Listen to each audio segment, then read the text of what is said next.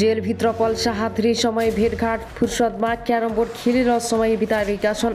बलात्कार मुद्दामा पूर्वपछिका लागि थुनामा राखिएका अभिनेता पल्साहा तनहुँ जिल्लामा कारागारको नयाँ भवनमा छन्। त्यहाँका हरेक ब्लकमा 30 जना दरली कैदीबन्दी अट्छन् र तर पल्साहा राखिएको बेलबकमा 20 जना मात्रै छन्। कारागारको यो नयाँ भवन हो। 2 तली भवनको माथिल्लो तहमा सुत्ने बस्ने व्यवस्था छ भने तल्लो तलामा खाना खाने खेल्ने र लाइब्रेरी। शाह कारागारको बन्दी बनेको 3 दिन मात्रै भयो, तर उनको रूप पार्टनरहरूले कारागार प्रशासनसँग भनेका छन् उहाँ त कस्तो फ्र्याङ्क हुनुहुँदो रहेछ, कति छिटो घुलमिल हुनुभयो। यो 3 दिनमै उनी आफ्नो ब्लकमा अन्य कैदीबन्दीसँग घुलमिल भइसकेका हुन् र करिब 500 पुस्ता सहितको लाइब्रेरी छ। बेला बेला पुस्तक पढ्छन् र तर उनलाई आफन्त भेटघाटमै भ्याइ नभ्याइ हुन्छ। भेटघाटबाट बचेको समय क्यारम बोर्ड खेल्छन्। ब्लकभित्र चेस खेल्ने सुविधा पनि छ। कारागार प्रशासनले उनलाई सकेसम्म भेटघाट कम गर्न र आफ्ना निकटलाई मात्रै बोलाउन भनेको छ। तपाईलाई भेट्न खोजे जति पनि सबैलाई भेट्नु पर्दैन, जसलाई तपाईले पनि चिन्नुहुन्छ उनीहरूलाई मात्रै भेट्नु भनेका छौं। प्रशासनसँग एक कर्मचारीले नेपाल खबरसँग भने हामी सबै उस्तै हो भनेका रहेछन्। उहाँको नर्मल बानी देखेर ब्लकमा सबै खुसी छन्। उहाँ सेलिब्रिटी त हो, तर कानुनका हिसाबले एउटै नजरबाट हेर्नुपर्ने। हामीले उहाँलाई भेट्न जाने नातागोता आफन्तहरूलाई सहजै भेटघाट गर्ने वातावरण बनाउन प्रशासनले भनेका छन्। उनी बस्ने ब्लकमा थरी थरी मुद्दाका कैदीबन्दी छन्। जिल्ला कारागारले मुद्दा अनुसार छुट्टा छुट्टी कैदीबन्दी राख्ने गरेको छैन। कारागारमा 13 महिला सहित र 257 जना कैदीबन्दी छन्। बिहीबार जिल्ला अदालतले अभिनेता पल्साहा बलात्कार मुद्दामा पूर्वपछिका लागि कारागार चलान गर्न आदेश दिएको हो। यही मुद्दामा मतियार बनाएका पलका म्यानेजर कृष्ण जोशी भने अदालतले माग गरेको 1 लाख रुपियाँ थरौटी बुझाएर त्यसै दिन रिहा भएका छन्। पल विरुद्ध जिल्ला अदालत नवलपुर परासीमा पूर्वमा पनि बलात्कारकै मुद्दा दर्ता भइसकेको छ। त्यहाँ थुनछेक बहस हुन बाँकी छ। त्यसका लागि उनलाई केही दिनमा नवलपुर लगिनेछ। जिल्ला अदालत नवलपुरले थुनछेक बहसका लागि पल्साहालाई पठाइदिन पत्र पठाइसकेको छ, तर तनहुँ जिल्ला अदालतले अहिलेसम्म कारागारलाई केही भनेको छैन। अदालतबाट आदेश आएपछि उनलाई नवलपुर पठाइने जेलर नारायण अधिकारीले बताए, तर जिल्ला अदालतले पूर्वपछिका लागि थुनामा पठाएको विरुद्ध पल्साहाले उच्च अदालतमा अपिल गर्न भनेका छन्। उनका कानुनी व्यवसायले केही दिनमै उच्च अदालत पोखरामा पुनरावेदन दिने बताएका छन्। पल्साहालाई धरोटीमा रिहा गरेर मुद्दाको पूर्वपछि गर्नुपर्ने उनीहरूको माग छ। अब आउनुस् अर्को समाचारतर्फ लागौं। अहिले 56 वर्षमा लागे। उनी 5 छोरा र 1 छोरीका पिता हुन्। सामान्य बाटो सरसफाई गरेर आफ्नो जीविका पार्जन चलाउँदै आएका बुबालाई आफ्नो घरको बिहान बेलुकाको छाक टार्न नि धौधौ छ। बुबाले उपचारको बारेमा न त सोच्नै नै पाउनु भए, न त उपचार गर्न नै परिवारको मजबुत आर्थिक सामान्य नै छैन। अब आउनुस् अर्को समाचारतर्फ लागौं। सबै स्थानीय तहमा सत्ता गठबन्धन तयारी, भागभण्डा र विधि तय गर्न षड्यन्त्र भएको छ। नेपाली कांग्रेस सहितको सत्तारूढ गठबन्धनले 763 वटै स्थानीय तहसम्म चुनावी तालमेल गर्ने तयारी गरेको छ। त्यसका लागि गठबन्धनले फागभण्डा विधि टुङ्गो लगाउन संयन्त्र बनाउनु भएको छ। गठबन्धनले महानगरीयका र उपमहानगरीयका साझा उम्मेदवारको निर्णय केन्द्रबाटै गर्ने तयारी गरेको छ। नगरपालिका र गाउँपालिका हकमा प्रदेश र नगरपालिका जिल्ला समितिलाई अधिकार दिएर चुनावी तालमेलको निर्णय गराउने तयारी भएको कांग्रेसका एकजना प्रभावशाली नेताले बताउनु भयो। ती नेताका अनुसार गठबन्धनमा रहेका माओवादी केन्द्रका एकीकृत समाजवादी जनता समाजवादी पार्टी र राष्ट्रिय जनमोर्चालाई एमाले लगायत अन्य दलसँग तालमेल गर्न नदिने रणनीति अनुसार 743 वटै स्थानीय तहमा तालमेल गर्ने निष्कर्षमा कांग्रेस पुगेको हो। यसबारेको औपचारिक निर्णय चैत 11 गते बस्ने केन्द्रीय समिति बैठकबाट गर्ने कांग्रेसको तयारी छ। माओवादी जसपासँगै एमालेले पनि स्थानीय स्तरमा गठबन्धनका लागि खुला रहने निर्णय गरेपछि कांग्रेसले अहिलेको गठबन्धन जोगाएर जाने योजना बनाएको हो। प्रधानमन्त्री समेत रहेका कांग्रेस सभापति शेरबहादुर देउवाले तीनै तहको चुनावमा गठबन्धन बनाएर जाने जनाउ सहित तयार रहन नेताहरू निर्देशन दिइसकेका छन्। अहिलेको सत्ता गठबन्धन जोगाइन भनी वामपन्थी गठबन्धन बन्छ। देउवाको भनाइ उद्धत गर्दै ती नेताले नेपाल खबरसँग भने यदि वामहरू मिले भने हामीलाई गाह्रो पर्छ। वामलाई मिल्न नदिन पनि यो गठबन्धन 3वटै चुनावसम्म कायम रहन्छ। त्यसैले अनुसार सूची तयार गर्नु। वैशाख 30 गतिका लागि तय भएको स्थानीय तह निर्वाचनका लागि गठबन्धनको मुख्य दल कांग्रेस चुनावी तालमेलका लागि समयमै तयार नहुँदा अन्य दलहरूले एक्लै निर्णय गर्न थालेका थिए। जसपाले चुनाव जित्ने शर्तमा जनता जनमत पार्टी र राप्रपा बाहेकसँग चुनावी तालमेल गर्न सक्ने निर्णय गर्दै तल्लो कमिटीमा सर्कुलर पठाएको छ।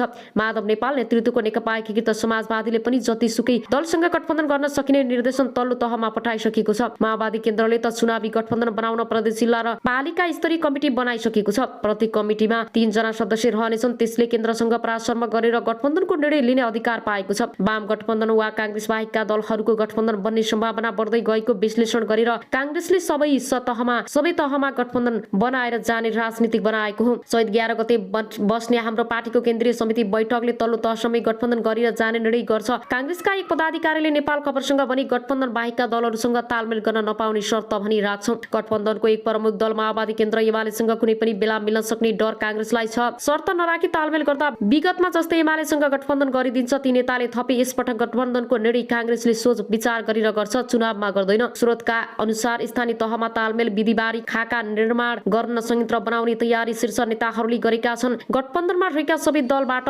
दुई जना राखेर संयन्त्र बनाउने तयारी भइरहेको कांग्रेसका एक नेताले बताए। मंगलबार प्रधानमन्त्री देउबा, माओवादी अध्यक्ष पुष्पकमल दाहाल प्रचण्ड र नेकपाका एकीकृत समाजवादी अध्यक्ष माधव कुमार नेपाल बीच स्थानीय तह निर्वाचनका लागि संयन्त्र बनाउने बारे छलफल भएको थियो। 1-2 दिनभित्र संयन्त्र बनाएर अघि बढ्ने तयारी छ। संयन्त्रले सबै स्थानीय तहमा गरिने तालमेल र भागभण्डा बारे खाका बनाउनेछ। त्यो खाका गठबन्धनमा रहेका शीर्ष नेता समझ राख्नेछ। तालमेल गर्दा पार्टीको बलियो पक्ष, कमजोर पक्ष, जनाधार समेत अध्ययन हुनेछ। नेताहरूका अनुसार अहिलेसम्म एमाले जितेका स्थान जति भागभण्डा गरेर जाने प्रस्ताव छ। राष्ट्रिय सभा निर्वाचनमा त्यही विधि अनुसार भागभण्डा गरिएको थियो। 2064 मा काठमाडौँ र पोखरागढी 2 महानगरीय 7 उपमहानगरीयका सहितका 123 नगरपालिका र 151 गाउँपालिका अध्यक्ष एमाले जितेको थियो। यस्तै 1 महानगरपालिका र 7 उपमहानगरपालिका सहित 137 नगरपालिका उपप्रमुख र 194 पालिकाको गाउँ उपाध्यक्षमा जितेको थियो। 2560 वडामा वडा अध्यक्ष जितेको एमालेले 2756 महिला सदस्य र 2680 दलित महिला सदस्य र 5458 खुला वडा सदस्य सहित 14098 जनप्रतिनिधि निर्वाचन गरेको थियो। मेयर, उपमेयर, अध्यक्ष, उपाध्यक्ष र वडा अध्यक्षसम्म मिलाएर भागभण्डा गराउने तयारी छ।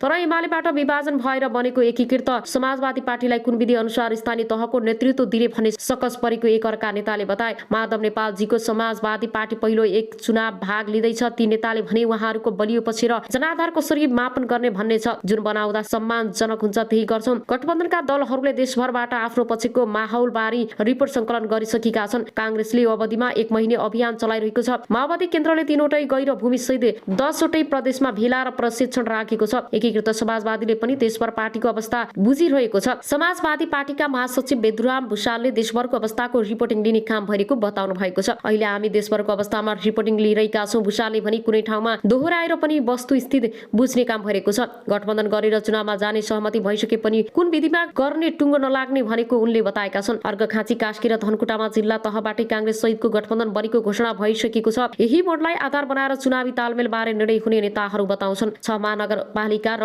11 उपमहानगरपालिकामा चुनावी तालमेल गर्ने कुन कुरा निश्चित भए पनि नगरपालिका र कुरा 6 महानगरपालिका मध्ये गठबन्धनका माओवादी केन्द्रले चितवनको भरतपुर र जसपाले पर्साको बिरगञ्ज जितेको थियो। कांग्रेसले ललितपुर र विराटनगर जितेको थियो। 11 उपमहानगरपालिका मध्ये एमाले 7वटा जितेको थियो। बाँकी 4 मध्ये राप्रपाले नेपालगञ्ज उपमहानगरपालिकाका, जसपाले जनकपुर उपमहानगरपालिका र बाँकी 2 कलैया उपमहानगरपालिका र धनगढी उपमहानगरपालिका कांग्रेसले जितेको थियो। अब आउनु अर्को समाचारतर्फ लागौं। जनालाई प्रहरीले 12 घण्टा भित्री पक्राउ गर्न सफल भएको हो। उनीहरूले बलात्कारपछि नाबालिकाको टाउकोमा ढुङ्गा र बियरको बोतलले प्रहार गरेर गम्भीर घाइते बनाएका थिए। छाडीमा फेला पार्दा उनी सकत्याम्य अवस्थामा थिइन्। यौनाङ्ग र ताम्य अवस्थामा भएको प्रहरीले भेटाएको थियो। बालिकालाई फागुन 27 गते मोरङको बेलबारी 8बाट खेल्दै गरेको अवस्थामा चोकफन चकलेट दिई ललाई फकाई गरी पीडितको घरबाट 250 मिटर उत्तर पश्चिम दिशाको खर वरिपरिमा करडी गरी बियरको बोतल तथा ढुङ्गा प्रहार गरी ज्यान लिएको कार्यालयका प्रमुख एवं प्रहरी उपरीक्षक जनार्दन जीसीले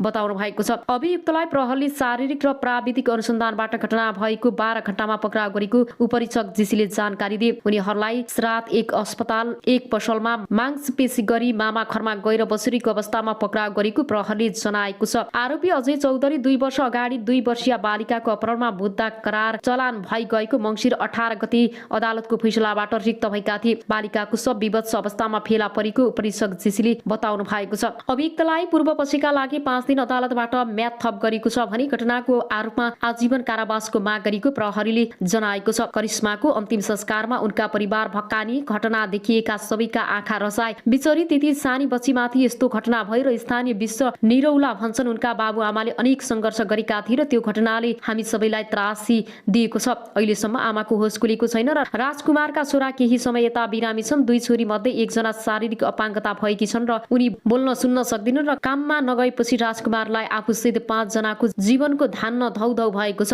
गाउँका महिलाहरूको समूहले चन्दा उठाएर उनलाई सहयोग गरिरहेका छन्। समाज सञ्चार जगत र बुद्धिजीवी उद्योग व्यापारी व्यवसाय पनि सरकारको तर्फबाट धन्यवाद ज्ञापन गरिएको लेख बताए। सबै मुलुकहरूसँग मैत्रीपूर्ण सम्बन्ध कायम गर्ने नेपालको राष्ट्रिय नीतिको मर्म अनुरूप छिमेकी राष्ट्रहरू लगायत लगायत अन्य कुनै पनि राष्ट्रका विरुद्ध नेपाली भूमि प्रयोग हुन नदिन नेपाल सरकारले प्रतिबद्धता व्यक्त गरेको उनले बताएका छन्। त्यस्तै देशको आर्थिक विकासमा सहयोग पुगाउनेमा मित्र राष्ट्र, दात्री निकाय, क्षेत्रीय एवं अन्तर्राष्ट्रिय सङ्घ संस्थाहरूप्रति पनि सरकारले आभार व्यक्त गरेको छ। बैठकले विभिन्न प्रसारण लाइन आयोजनाको लागि जग्गा प्राप्त गर्ने र प्रारम्भिक कारबाही चलाउने अधिकारी तोक्ने निर्णय गरेको छ। विशेष अदालतको अध्यक्षमा उच्च अदालत पाटनका न्यायाधीश श्रीकान्त पौडेल र सदस्यहरूमा न्यायाधीशहरू रमेश कुमार पोखरेल र यमुना भट्टराई, शालिग्राम कोइराला र बलभद्र वास्तुला र खुशी प्रसाद थारूलाई तोक्ने निर्णय गरिएको छ। त्यसैगरी राजस्व न्यायाधिकरण काठमाडौँको कानून सदस्य एवं अध्यक्षमा उच्च अदालत पाटनका न्यायाधीश टेक प्रसाद ढुङ्गानालाई तोक्ने निर्णय भएको छ। खानेपानी महसुल निर्धारण आयोगको अध्यक्ष एवं सदस्य सिफारिस समितिको सदस्यमा भूपेन्द्र प्रसाद आर्याललाई नियुक्त गरिएको प्रवक्ता कार्कीले जानकारी दिनुभयो। सरकारले भूतपूर्व ब्रिटिस गोर्खा सैनिकहरूलाई सम्बोधन हुन बाँकी रहेका मागहरूका बारेमा संयुक्त अधिराज्य सरकारसँग वार्ता गर्न संयुक्त अधिराज्यका लागि नेपाली राजदूतको नेतृत्वमा नेपाली प्रतिनिधि मण्डल गर्ने निर्णय गरेको छ। अब आउनुहोस् अर्को समाचारतर्फ लागौं। अमेरिकाबाट जहाज चढेर नेपाल आइपुगी 7वटा साँढे। अमेरिकाको सिकुबाट प्लेन चढाएर ल्याएको 7वटा साँढे 3 दिनको हवाई यात्रापछि शुक्रबार काठमाडौँ आइपुगेका छन्। गाईको नस्ल सुधार तथा दूध विकासका लागि कृषि तथा पशुपक्षी विकास मन्त्रालयले खरिद गरेको 7वटा साँढे नेपाल आइपुगेका हुन्। 23 फेब्रुअरी अर्थात् 11 फागुनमा अमेरिकाको सिकागोबाट हिँडाइएको उक्त साँढेहरू कतारको